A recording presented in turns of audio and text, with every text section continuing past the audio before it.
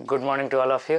आज हम एक नए टॉपिक के साथ उपस्थित हुए हैं जो कि है डच ईस्ट इंडिया कंपनी।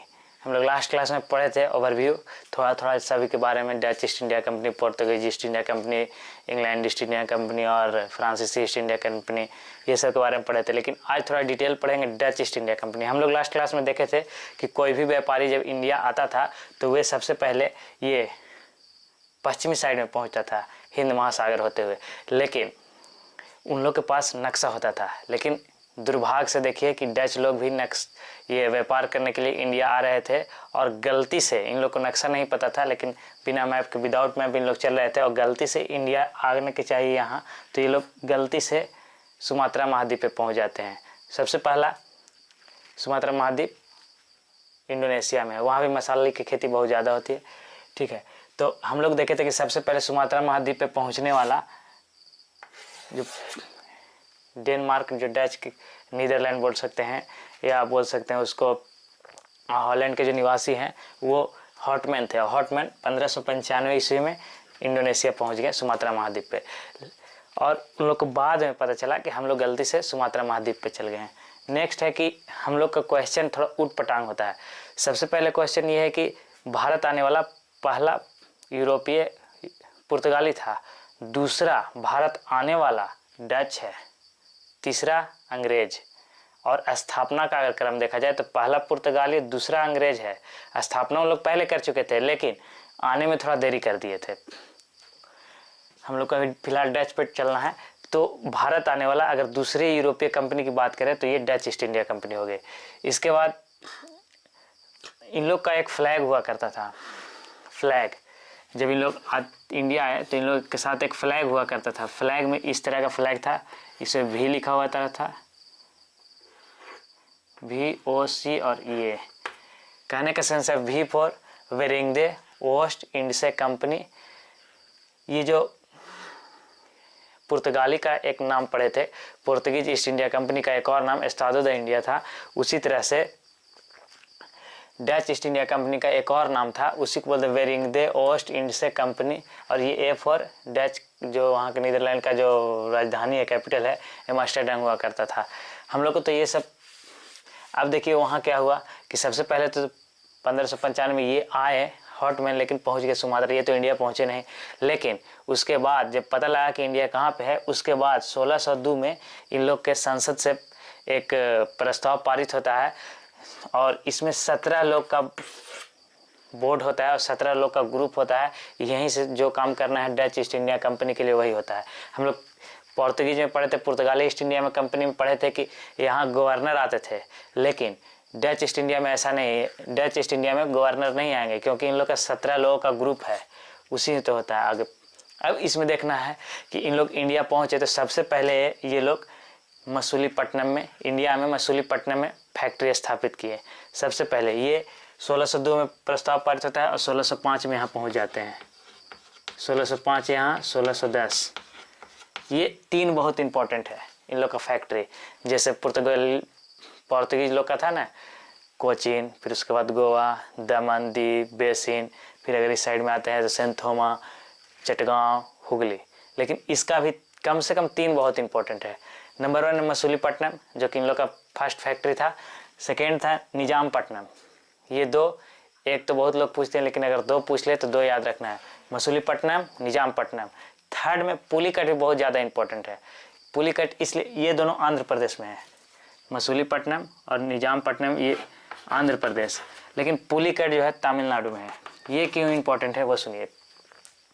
यहाँ पर पुलिकट में टकसाल हुआ करता था। टकसाल बोलते हैं कि जहाँ पे सिक्का बनता है, पैसा का जो सिक्का है ना उस बनता है। अब तब भी वो क्यों इम्पोर्टेंट था, क्योंकि उस टाइम भी यहाँ एक हिंदू जो होते हैं गॉड, उनका फोटो हुआ करता था, वेंकटेश्वर का, जो विष्णु के ही रूप होते हैं। तो 3 इम्पोर्टेंट है। कौन कौन? मसूलीपट्टनम, निजामपट्टनम और पुलिकट, ये 3 इम्पोर्टेंट। फिर उसके बाद एक वेस्ट साइड में त्रावणकोर भी था और ऊपर में पीपली और कासिम बाजार। ये इंपॉर्टेंट है, कुछ याद कैसे करना है। मसूलीपट्टनम, निजामपट्टनम, पुलिकट, त्रावणकोर, पीपली, कासिम बाजार। अच्छा, ये त्रावणकोर क्यों इंपॉर्टेंट है? त्रावणकोर इसलिए इम्पोर्टेंट है ना कि ये पतन होने का स्टार्ट यहीं से हुआ था। जैसे इंडिया पहुँचे पोर्तुगीज तो वो कैसे कैसे धीरे धीरे शांत हो गए थे, वो आप लोग देखे लास्ट क्लास में। लेकिन डच का कंपनी कैसे कैसे धीरे धीरे कम गया और यहाँ से कैसे गायब हो गए, वो भी तो पढ़ना है। तो त्रावणकोर से ये स्टार्ट होता है। अच्छा, इसके पहले हम लोग देखेंगे कि इतना समझ में, ये दो ठो औरंगजेब, उस टाइम यहाँ के शासक औरंगजेब थे। औरंगजेब ने 3.5% पे, जैसे अगर किसी को बैठे बैठे अगर पैसा है तो कौन नहीं चाहता है, तो उसी तरह से औरंगजेब को ऑफर मिला कि हम यहाँ व्यापार करने दीजिए हम लोग को, हम आप लोग को 3.5% देंगे। तो 3.5% पर औरंगजेब ने पिपली और कासिम बाजार डच ईस्ट इंडिया कंपनी को दे दी व्यापार के लिए। एक बात और, अगर जिसको यहाँ पर पकड़ होता था बंगाल में, क्योंकि बंगाल उस समय केवल बंगाल नहीं था, बिहार, झारखंड, उड़ीसा और क्या था, वेस्ट बंगाल और बंगाल, ये 5 स्टेट का कंबाइन रूप था। यहाँ पे समझिए तो चौक था। चौक बोलने का सेंस है कि यहाँ पर जितना इंडोनेशिया से जहाँ से भी व्यापार होना था यहीं पे आके एक बार रुकता था, इसके बाद सारे एरिया में डिस्ट्रीब्यूट होता था। तो हम लोग इतना पढ़ें। आगे एक बहुत ही मेन पॉइंट है डच ईस्ट इंडिया कंपनी के लिए कि ये लोग मसाला से ज़्यादा व्यापार वस्त्र पे ध्यान देते थे। वस्त्र पे कहने का मतलब ये, इस पे 2 इंपॉर्टेंट पॉइंट्स है। क्या क्या, देखिए, सारा कंपनी आएगी तो पश्चिमी साइड में आएगी, यहीं पे फैक्ट्री बनाएगी, तो ये इंपॉर्टेंट ज़्यादा नहीं है। लेकिन जो उल्टा काम करेगी वो क्वेश्चन इंपॉर्टेंट हो जाता है। जैसे सारे लोग मसाला के लिए लड़ेंगे लेकिन डच व्यापार करेगा वस्त्र का, तो ये इंपॉर्टेंट। दूसरा, सारे लोग पश्चिमी घाट पे आएंगे लेकिन ये पूर्वी घाट पर गया, तो डच इंपॉर्टेंट इसलिए भी है। अब इन लोग का पतन कैसे हुआ वो सुनिए।